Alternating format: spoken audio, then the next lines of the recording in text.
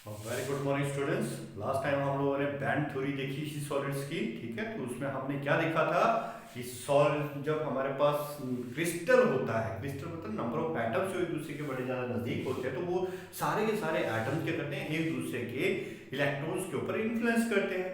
उसकी इन्फ्लुएंस की वजह से हमारे पास क्या होते हैं, हमारे एनर्जी ऑर्बिट्स जो होते हैं वो डिस्ट्रीब्यूट होते हैं फिर से, ठीक है, और एक नया बैंड बना देते हैं। तो उन्हीं एनर्जी डिस्ट्रीब्यूशन को हम रिप्रेजेंट करते थे किसके थ्रू, कंडक्शन बैंड और बैलेंस बैंड के रिप्रेजेंटेशन, ठीक है। तो कंडक्शन बैंड और बैलेंस बैंड को हमने देखा था कि वो किस तरीके से हो गए थे, सेपरेट हो गए थे कुछ इस तरीके से, ठीक है। ये आ गया हमारे पास 3s और ये था क्या 3p। तो यहाँ पे 3s और 3p कुछ इस तरीके से आ रहे थे, अल्टीमेटली फिर ये दोनों एनर्जी गैप के थ्रू अलग अलग हो गए थे, ठीक है। इसको हम बोलते थे कंडक्शन बैंड और इसको क्या बोला, नाम दिया बैलेंस बैंड। और इन दोनों के बीच का जो एनर्जी गैप बनेगा दैट इज फॉरवर्डन एनर्जी गैप। क्या बोलते हैं इसको, फॉरवर्डन एनर्जी गैप बोला जाता था, ठीक है। तो इसके बारे में हम लोगों ने लास्ट टाइम स्टडी किया था। तो ये सारी सारी चीजें आप लोगों को अंडरस्टैंड होनी चाहिए कि कैसी होती है।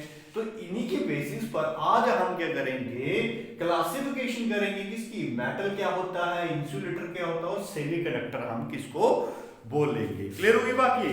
तो देखो यहाँ पे this is the classification of the based on the band theory. Band theory के बेसिस पर बैंड होता क्या है, दैट द एनर्जी डिस्ट्रीब्यूशन की वजह से होता है, ठीक है। तो मेटल के केसेस में जो कंडक्टिविटी होती है वो बड़ी अच्छी होती है। तो ये कंडक्टिविटी होती क्यों है, एक्चुअली देखो यहाँ पे क्या होता है, ये मेरे पास एक कंडक्शन बैंड है, जैसे अभी हमने देखा था कि बैंड थ्योरी के ऊपर क्या बन जा रहा था, conduction band which is the बड़े ज्यादा छोटे छोटे एनर्जी लेवल्स होते हैं इनके ऊपर, ठीक है, which are the empty energy levels. ये सारे के सारे क्या है, एम्प्टी हैं।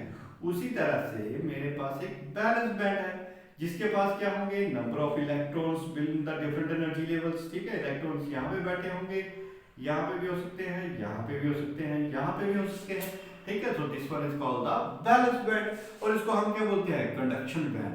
तो ये पे इलेक्ट्रिसिटी जो है, मतलब जो कंडक्टिविटी होगी वो किस तरीके से यहाँ पे फ्लो करेगी। मेटल के केस में कंडक्टिविटी इतनी स्ट्रॉन्ग क्यों होती है, based on that band theory. तो क्या होता है इसमें, देखो जो कंडक्शन बैंड होता है that overlap over the balance band. क्या होता है, अगर मान लो ये मेरे पास कंडक्शन बैंड है और ये बैलेंस बैंड है, तो इन दोनों के बीच में गैप नहीं होगा। क्या होगा, कंडक्शन बैंड ओवरलैप कर जाएगा किसके ऊपर, बैलेंस बैंड के ऊपर, कुछ इस तरीके से। ये हमारे पास कंडक्शन बैंड है और ये हमारे पास बैलेंस बैंड है। तो बैलेंस बैंड का ये बाउंड्री है और कंडक्शन बैंड की ये बाउंड्री है। तो इन दोनों देखो एक दूसरे के ऊपर ओवरलैप कर गई है। ओवरलैप करने की वजह से जो नंबर ऑफ द इलेक्ट्रॉन्स होंगे they not need any kind of the energy to revolve, ठीक है, क्योंकि they are the free to move, क्योंकि ये एनर्जी गैप है नहीं है। तो ये आराम से इसको पार करके कंडक्शन बैंड में जा सकते हैं। जब ये कंडक्शन बैंड में चले जाएंगे तो इसका मतलब ये कंडक्टिविटी फ्लो करवाएंगे। यानी कि इसको जरा सा भी हम पोटेंशियल देते हैं, थोड़ा सा भी पोटेंशियल देंगे हम इसको, तो ये क्या करेगा, इलेक्ट्रिसिटी को कंडक्ट करना स्टार्ट कर देगा, ठीक है। So this one is the conduction band and balance band based on that metal, ठीक है। किसकी थ्योरी के ऊपर, बैंड थ्योरी के बेस पर है। उसी तरह से हमने इंसुलेटर को किस तरह से कैरेक्टराइज किया, तो देखो इंसुलेटर के केस में क्या होता है, ये जो कंडक्शन बैंड और बैलेंस बैंड के बीच का जो गैप होता है जिसको हम क्या बोलते हैं, फॉरवर्डन गैप। क्या बोलते हैं हम, forbidden gap. That energy gap is very larger. क्या होता है, बहुत ज्यादा लार्ज होता है, greater than that of the 3 electron volt. तो अब इसके पास जो इलेक्ट्रॉन्स हैं बैलेंस बैंड के पास, ठीक है, उन इलेक्ट्रॉन्स के पास अब इतनी सफिशिएंट एनर्जी नहीं होगी एट द रूम टेंपरेचर की वो यहां से जंप करके यहां कंडक्शन बैंड में पहुंच पाए। क्योंकि ये जो गैप होता है इन दोनों के बीच का, कंडक्शन बैंड और बैलेंस बैंड के बीच में जो गैप होगा that is the more than the 3 electron volt. और ये बड़ी ज्यादा एनर्जी होती है एक इलेक्ट्रॉन के लिए कि वो रूम टेंपरेचर में उसको एक्वायर ही नहीं कर पाता है, ठीक है। तो यहाँ पे ये इलेक्ट्रॉन कभी इसके ऊपर जंप नहीं कर पाएगा क्योंकि इतनी एनर्जी इसको मिलेगी नहीं।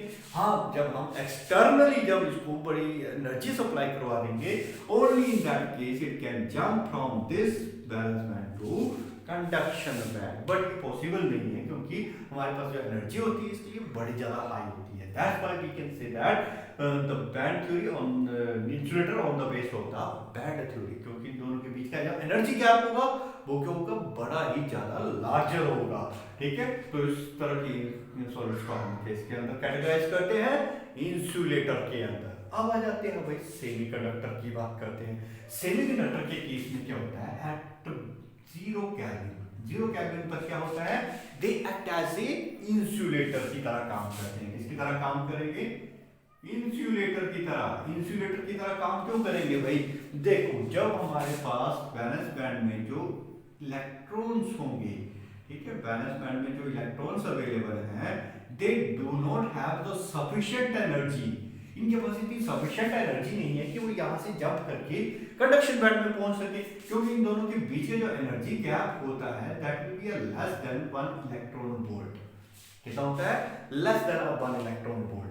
1 इलेक्ट्रॉन वोल्ट से कम रहता है इनका दोनों का एनर्जी गैप। तो 0 केल्विन पर अगर हम देखते हैं तो इनके पास इतनी सफिशिएंट एनर्जी नहीं आएगी, इलेक्ट्रॉन्स के पास इतनी सफिशिएंट एनर्जी नहीं है। तो जब एनर्जी नहीं है तो ये इस छोटे से गैप को भी पार नहीं कर पाएंगे। ठीक है, यानी कि वैलेंस बैंड से ही जंप करके कंडक्शन बैंड में नहीं जा पाएंगे। जब नहीं जा पाएंगे तो ये किसकी तरह काम करेंगे, एज एन इंसुलेटर की तरह। But when we bring this semiconductor at room temperature, हम कहां पे लेके आएंगे इसको, रूम टेम्परेचर के ऊपर अगर हम इसको लेके आते हैं तो रूम टेम्परेचर में क्या होगा, ये इलेक्ट्रॉन्स जो है जो कि बैलेंस बैंड में पड़े हुए हैं, ठीक है, वो क्या करेंगे, थर्मल एनर्जी गेन कर लेंगे।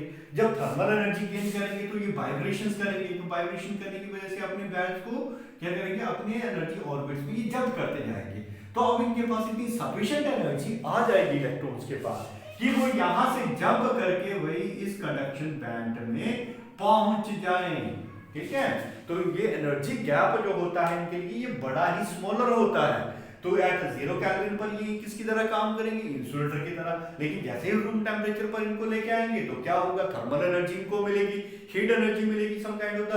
तो ये हीट एनर्जी गेन करेंगे और गेन करने के बाद क्या करेंगे, ये यहां से जंप करके कहां पहुंच जाएगा, कंडक्शन बैंड में। जब कंडक्शन बैंड में पहुंच गए तो इसका मतलब वो कंडक्टिविटी फ्लो करवा देंगे। ठीक है, तो ये रूम टेम्परेचर पर किसकी तरह काम करता है, एक कंडक्टर की तरह काम करेगा। किसकी तरह काम करेगा, कंडक्टर की तरह काम करता है। That's why this is called the semiconductor, मतलब आधा कंडक्टर है।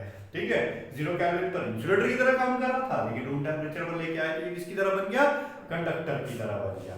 और सारा का सारा किसका इन्वॉल्वमेंट होता है, यहाँ पे एनर्जी गैप का होता है। इसके बीच का एनर्जी गैप बिल्कुल भी नहीं है, तो ये बड़े आराम से कंडक्टिविटी कर सकता है। इंसुलेटर के बीच का एनर्जी गैप जो तो बड़ा ज्यादा होता है, तो इलेक्ट्रॉन इतनी सफिशिएंट एनर्जी गेन नहीं कर पाता है, तो वो कंडक्टिविटी फ्लो नहीं कर पाएगा। ठीक है, जबकि सेमीकंडक्टर के बीच का ये जो एनर्जी गैप होता है बड़ा ज्यादा छोटा होता है। ठीक है, तो सिलिकॉन के लिए एनर्जी गैप जो होता है that is approximately 0.7 electron volt. Sorry, silicon के लिए नहीं होता, ये सिलिकॉन के लिए होगा 1.1 इलेक्ट्रॉन वोल्ट, जबकि जर्मेनियम के लिए ये होता है 0.7 इलेक्ट्रॉन वोल्ट। ठीक है, तो ये एनर्जी गैप इन दोनों एलिमेंट्स के लिए बड़े ही कम है। तो रूम टेम्परेचर पर लेकर जाएंगे तो ये बड़ी जल्दी एनर्जी गेन करेंगे थर्मली और जंप करके कंडक्शन बैंड में पहुंच जाएंगे। जब कंडक्शन बैंड में पहुंच गए तो इजीली ये क्या करेंगे, कंडक्टिविटी को अलो कर देंगे। क्लियर होगी बात ही। So this is the classification of the metal insulator and semiconductor on the basis of the band theory. Clear बात है?